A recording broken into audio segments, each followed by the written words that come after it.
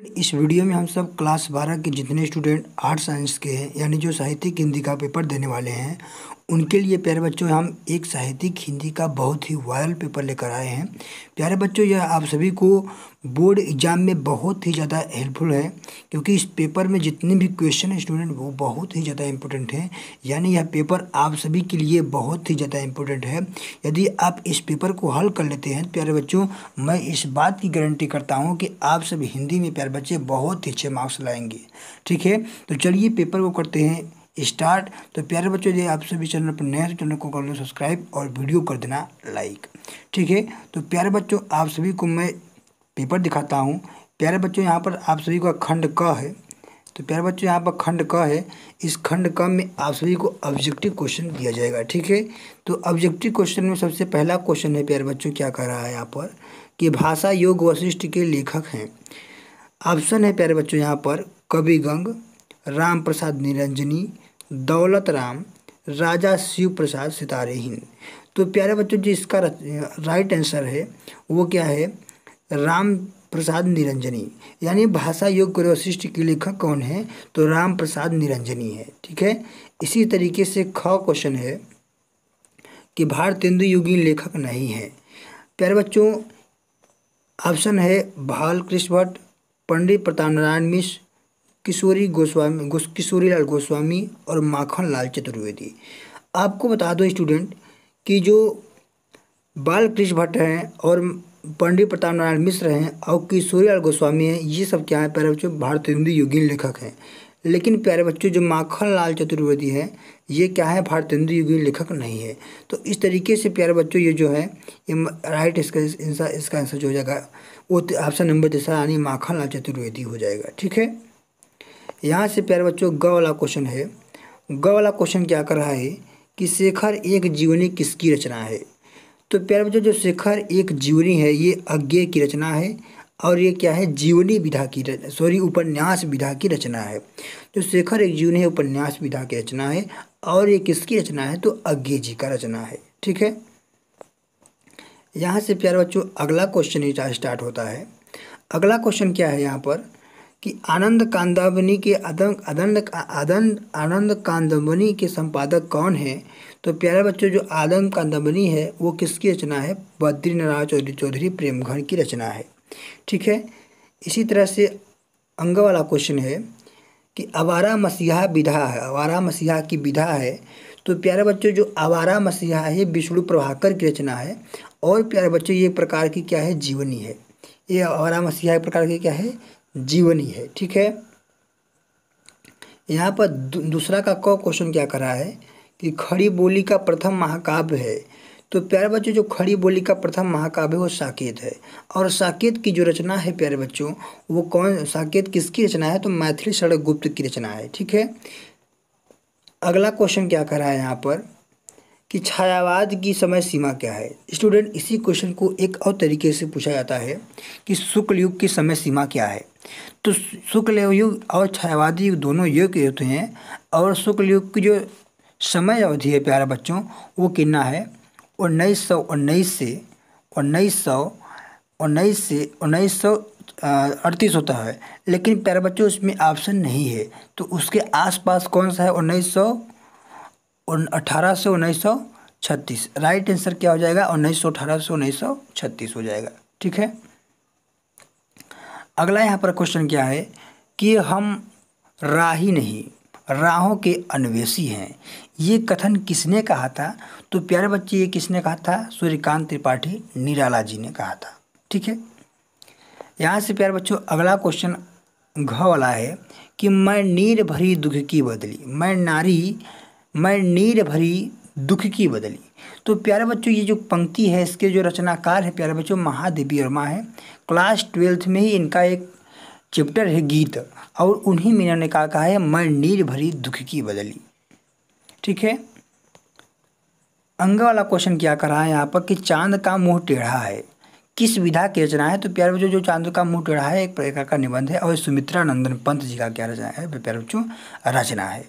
ठीक है, फिर प्यारे बच्चों यहाँ से आपका तीसरा क्वेश्चन आता है जो कि गद्यांश पर आधारित है और इस पर क्या करा है कि निम्नलिखित गद्यांश का संदर्भ देते हुए नीचे दिए गए प्रश्नों के उत्तर दीजिए। यानी प्यारे बच्चों इस जो आपसे आपके पास गद्यांश दिया गया है, इसका आपको संदर्भ लिखना है और इसमें कुछ क्वेश्चंस दिए गए हैं जिसका आंसर आप सभी को इसी गद्यांश में मिलेगा। ठीक है, तो आइए थोड़ा सा हम इस गद्यांश को पढ़ लेते हैं। गद्यांश है प्यारे बच्चों कि पुरुषार्थ वह है जो पुरुष को सप्रयास रखे, साथ ही संयुक्त भी रखे। यह जो सहयोग है सच में पुरुष और भाग का ही है। पुरुष अपने अहं से वियुक्त होता है, तभी भाग से संयुक्त होता है। लोग जब पुरुषार्थ को भाग से अलग और विपरीत करते हैं तो कहना चाहिए कि वे पुरुषार्थ को ही उसके अर्थ से विलग और विमुख कर देते हैं। पुरुष का अर्थ क्या पशु का ही अर्थ है? बल विक्रम तो ज़्यादा होता है, दौड़ धूप की निश्चय ही पशु अधिक करता है, लेकिन पुरुषार्थ पशु चेष्टा से अर्थ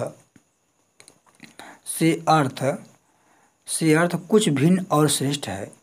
तो इस अर्थ में वह केवल हाथ पैर चलाना नहीं है, न क्रिया का वेग और कौशल है, बल्कि वह स्नेह और सहयोगी की भावना है। तो प्यारे बच्चों इस गद्यांश को सबसे पहले आप पहचानिए कि इस किस चैप्टर से लिया गया है। तो प्यारे बच्चों इसमें ज़्यादा से ज़्यादा क्या लिख रहा है? पुरुषार्थ की यहाँ पर आ रहा है। तो प्यारे बच्चों जो पुरुषार्थ से दिया रहा है तो ये क्या है? भाग व पुरुषार्थ से लिया गया है, जिसके लेखक कौन है प्यारे बच्चों? वो जयनंद कुमार जी हैं। तो प्यारे बच्चों ये जयनंद कुमार के भाग व पुरुषार्थ से लिया गया है।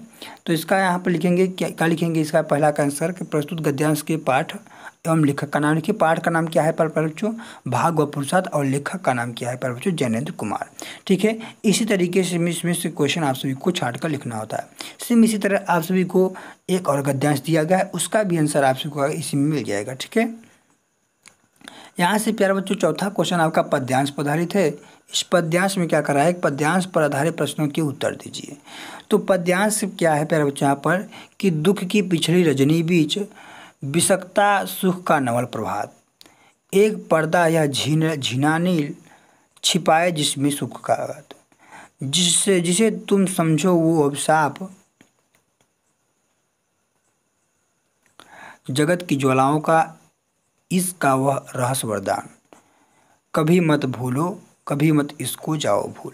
तो प्यारे बच्चों इस गद्यांश को पहचानिए, ये क्या कहाँ से लिया गया है? श्रद्धा और मनु से लिया गया है। ठीक है, जिसके लेखक कौन है प्यारे बच्चों? जयशंकर प्रसाद जी हैं। ठीक है, तो पाठ का नाम क्या है प्यारे बच्चों? श्रद्धा और मनु, और कवि का नाम क्या है प्यारे बच्चों? जयशंकर प्रसाद। ठीक है, इसके बाद प्यारे बच्चों यहाँ पर आपका पांचवा क्वेश्चन जो आ जाता है वो आ जाता है बच्चों, आप सभी को आ रहा है कि निम्नलिखित में से किसी एक लेखक की जीवन परिचय देते हुए इनकी कृतियों का उल्लेख कीजिए।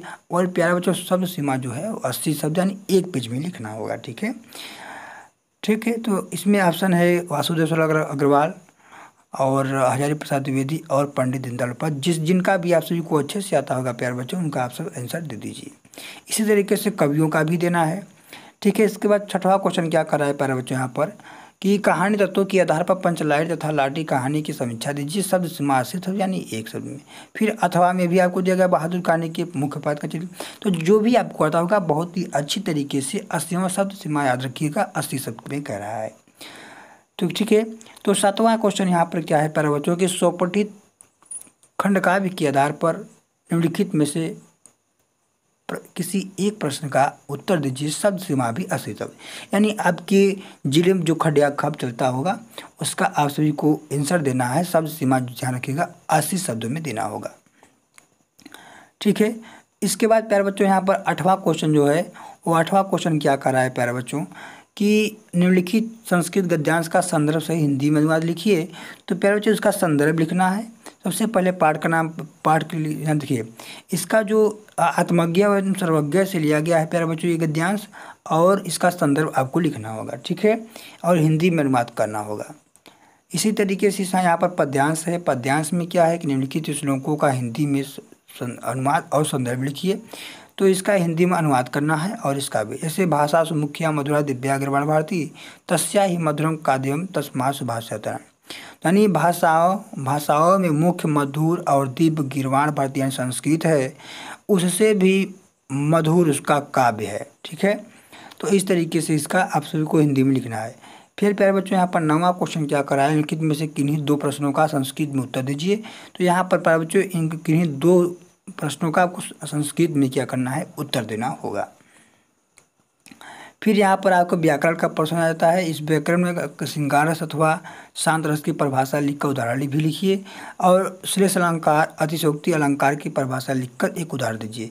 ये सारे टॉपिक हमारे जो रचना अलंकार है हमारे इसी चैनल में मिल जाएगा, जाकर वहाँ से आप सब पढ़ लीजिए। ठीक है, तो इस तरीके से सारे क्वेश्चन प्यारे बच्चों आपको इस पेपर का जो PDF हमारे टेलीग्राम चैनल पर मिल जाएगा, वहाँ से आप सारे क्वेश्चन को डाउनलोड कर लीजिए और पेपर को जरूर हल्के करके अपने बोर्ड एग्जाम में जाइएगा। तो धन्यवाद प्यारे बच्चों, मिलता हूँ अगली वीडियो में एक नए टॉपिक के साथ।